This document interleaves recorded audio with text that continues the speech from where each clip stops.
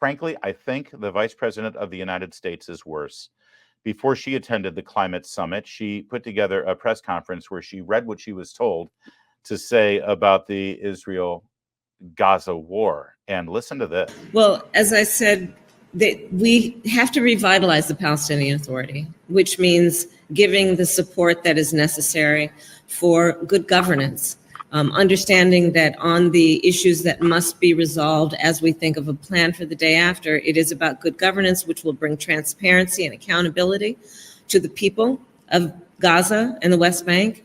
It's also about what we need to do to recognize there must be some plan for security for the region, and I suspect as a plan develops, it will take into account interim and then longer term.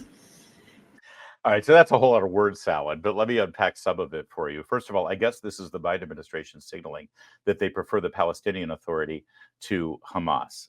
Let me tell you who the Palestinian Authority is here, because I don't think she knows. I'm sure the person who wrote these talking points for her does know, Valerie Jarrett.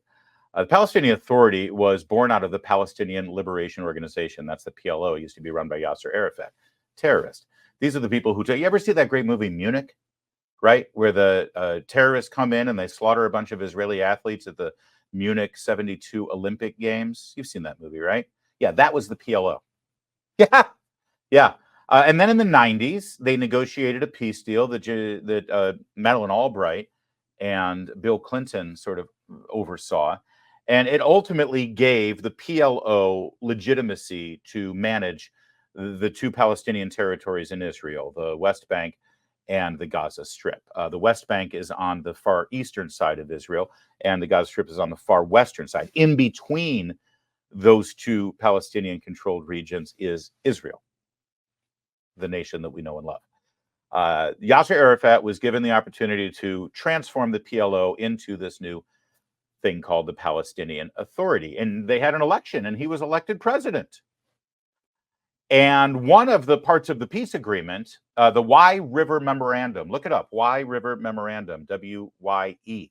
One of the things that the Palestinian Authority had to do to earn the right to self-governance and their own elections and all of those things in the West Bank and in the Gaza Strip was to pass a legislation that would have changed the Palestinian Authority's charter to acknowledge Israel's right to exist.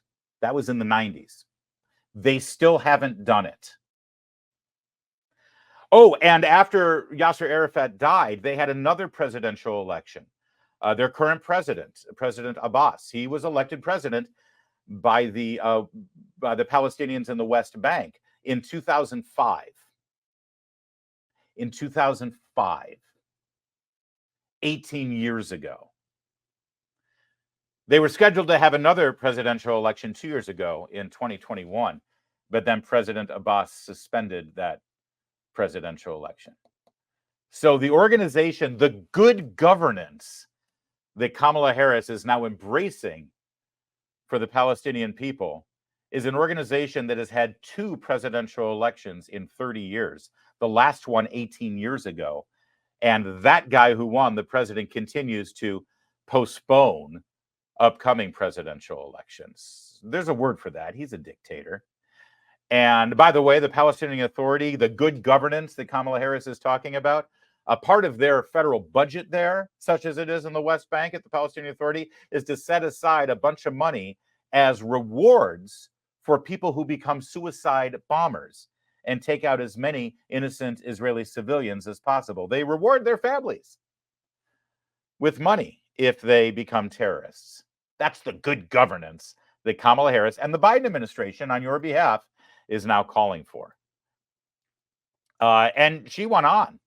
In the first day after this temporary truce had ended, Israel... Wait, I need to pause there for a minute. I love the passive voice from this reporter. Yeah, and the first day after the truce ended. Hey, who ended the truce? How'd that truce end exactly? Yeah, that would be Hamas firing rockets into Israel. The truce ended. Oh my gosh, this truce just ended somehow. No. In the first day after this temporary truce had ended, Israel killed 200 Palestinians, according to the Gaza Health Ministry. Is that minimizing. According to the Gaza Health Ministry. There's no such thing as the Gaza Health Ministry. It's a propaganda arm.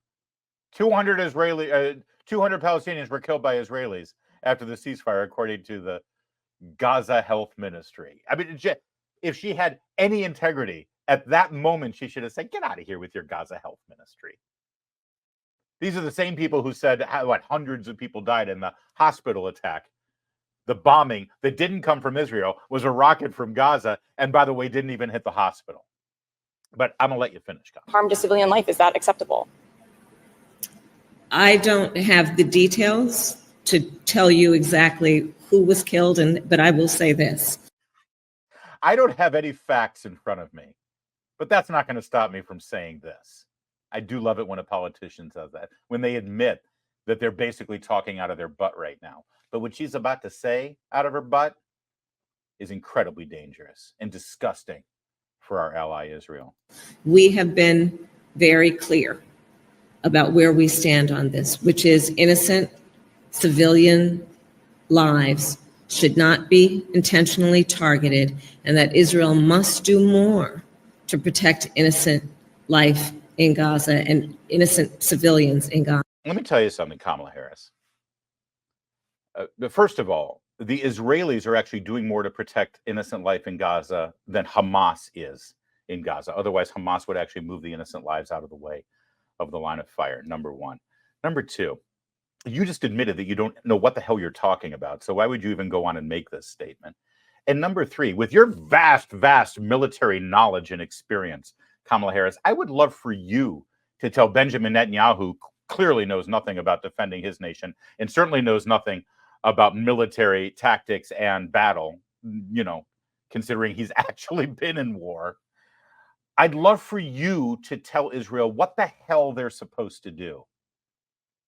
Israel has to do more. Name me one thing that Israel should be doing that they're not doing right now. This is so disgusting and so disrespectful and so stupid, actually, for our vice president to say. But it actually gets worse.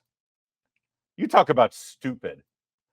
Kamala Harris was asked a question about Israel wanting a buffer zone there, you know, like a line of demarcation, a demilitarized zone between the border of the West Bank, the border of Gaza and Israel. You know, so the next time the terrorists are coming, they can see them before it's too late. A buffer zone makes sense, right? So she's asked about the buffer zone. She doesn't answer the question. So the reporter follows up. The buffer zone, you didn't answer her question on that. What is the question exactly? Israel has been suggesting creating a buffer zone in Gaza, Madam Vice President. What is the U.S. view on that? We have not weighed in on that. All right, hold on. This is just fantastic. Hey, you didn't answer the question about the buffer zone. Well, what exactly is the question about the buffer zone? Israel wants a buffer zone. Oh, yeah, we don't have an opinion on that. All right, this is the quintessential Miss South Carolina at the Teen USA moment. Could you repeat the question, please, to give herself another 30 seconds to come up with an answer? And even then, she couldn't do it. Because watch her face. Watch her face. The buffer zone, you didn't answer her question. So the reporter says, you didn't answer the question about the buffer zone. And then she says, what is the question? The person says, should we have a buffer zone? And then she says, we don't have an opinion. You would think she could have said, we don't have an opinion on a buffer zone when she was told you didn't answer the question about the buffer zone. But it's so obvious that she's buying time. What is the question exactly? Israel has been suggesting creating a buffer zone in Gaza, Madam Vice President. What is the U.S. view on that? We have not weighed in on that. He is just as dumb as a box of rocks, but she's also dangerous, incredibly dangerous. And she's speaking on your behalf right now, throwing our ally under the bus in a really dangerous way. Hopefully, Israel's ignoring them. Hopefully, Israel will do what's best for Israel and not give a crap about what the president or vice president of the United States cares about it.